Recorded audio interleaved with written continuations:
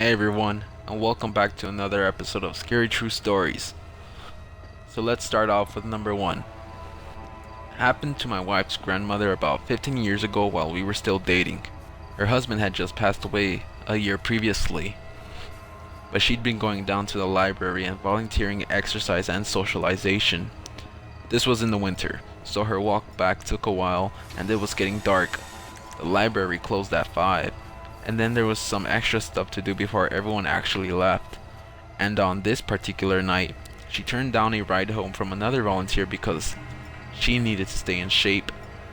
The house is about a mile away through some lightly wooded area in South Texas. And as she's about halfway home, she notices someone behind her. He's walking the same direction and gaining on her, which in itself isn't all that particular. She's old and thus not particularly fast. But in this case, he seems vaguely sinister. They keep walking. Pretty soon he's right behind her. Then he falls into pace, just staying behind her. Now she knows that something's up. But she's almost home. She can see the top of her driveway coming up, and she leaves her lights on so it'll look like someone's home when she's walking in. She just needs to make another 150 yards, then 100.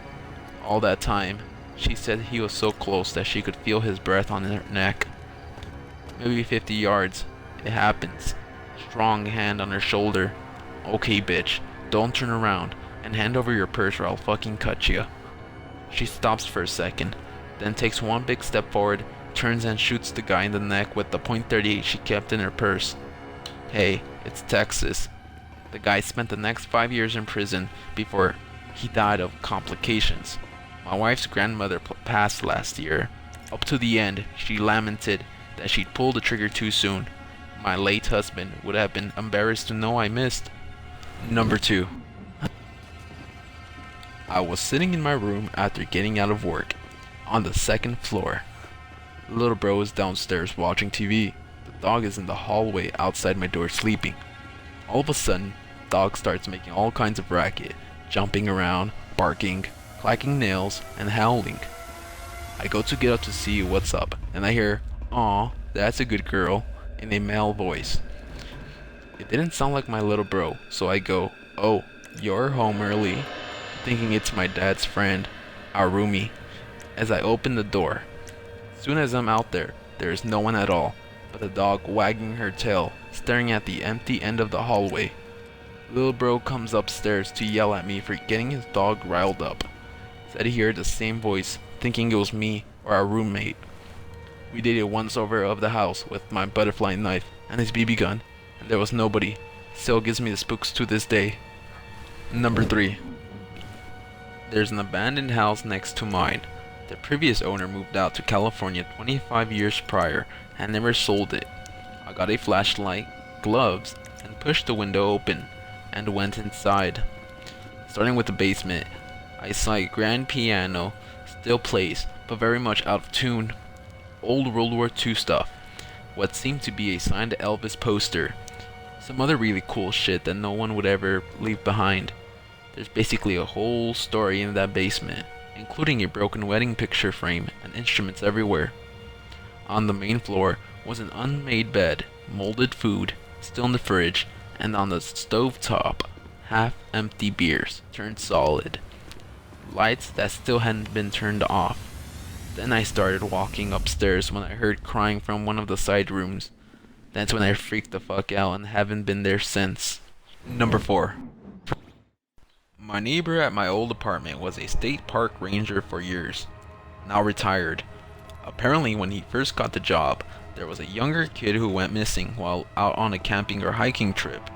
They organized a huge search of the area, to no avail, no clues or anything. Kid is just missing. A few years go by, and some evidence turns up that it wasn't in the direction they originally searched. It was part of his camping equipment. On his off time, my neighbor took to searching the area where it was found, hoping for some more clues. Just outside the state park lived a couple in ramshackle hovel who were quite reclusive and odd. One day my neighbor had to talk to them about something unrelated to the missing kid. He is in their house, which is a mess of junk, no running water, etc. Hard to focus on anything there. While he was talking to this couple, he realizes that the guy's ashtray looks weird. He looks closer and realizes that it's a skull and it looks small. There's this investigation into the couple, and here is where things get really weird. An investigation shows that they were innocent of killing the kid. He probably died of exposure or dehydration. Apparently this guy came across the body afterwards and his dogs were after it. When he took the skull, it was really recent, after death, and apparently was still a head, features, hair, everything. The guy took it and defleshed the damn thing and took the top off to use an ashtray. Apparently he was well aware there was a then current search for missing child and could recognize the kid from the picture, but it never dawned on him or his wife to go to the cops and inform them of the find. He just saw an opportunity for an ashtray. Apparently, he showed them where the remains were, and they scrounged together enough for burial, but kept it quiet so that the family didn't know some guy put out his Marlboros in their kid's head for 5 years after letting his dogs eat his remains. Number 5. My ex-wife had several weird experiences. I'll just relate this one. I am at work one day when she calls me out of the blue. We were still married at the time. She usually did not call me during the day because she worked the night shift. She tells me to call my friend Danny and make sure he and his family are okay. When I ask why, she tells me that she had a dream but can't remember it, but that I should call Danny and make sure he's okay. So I call Danny and check in with him. I tell him that my wife's dream. He mildly amused, but tells me that he and his family are fine and to thank my wife for her concern. I call her back and let her know all is well. She's very dubious when she hears the news. I found out later that within half an hour of my phone call to Danny, he got another call from his uncle in Florida to tell him that Danny's son had hung himself. This next story is from SCC, from my comment section in the first video of Scary True Stories. My friend lives in one of the college campus's haunted buildings.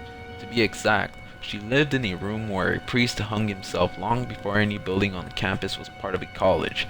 She seems to get along with whatever's there. Her roommate, on the other hand, supposedly got a different room because the ghost loved to mess with her stuff. In fact, if she tried getting the ghost to leave or brought out a cross, it got worse. She also mentioned that this ghost has been following her around this year. She says that the ghost still has the rope marks around its neck. The only reason I don't think she's lying, I can't see ghosts or anything like that, is because her room just seems to be off. There's only one other area on campus that's weird seeming too, and that's the most haunted building on the entire campus. It has a minimum of 7 to 8 ghosts and possibly a demon. Even other haunted locations on campus don't seem strange, but those two do. That's it everyone, thanks for watching. If you enjoyed the video, please be sure to leave a like. Leave a comment of your scary true story. It might end up in my next video. Alright, I'll see you guys then. So this is goodbye for now.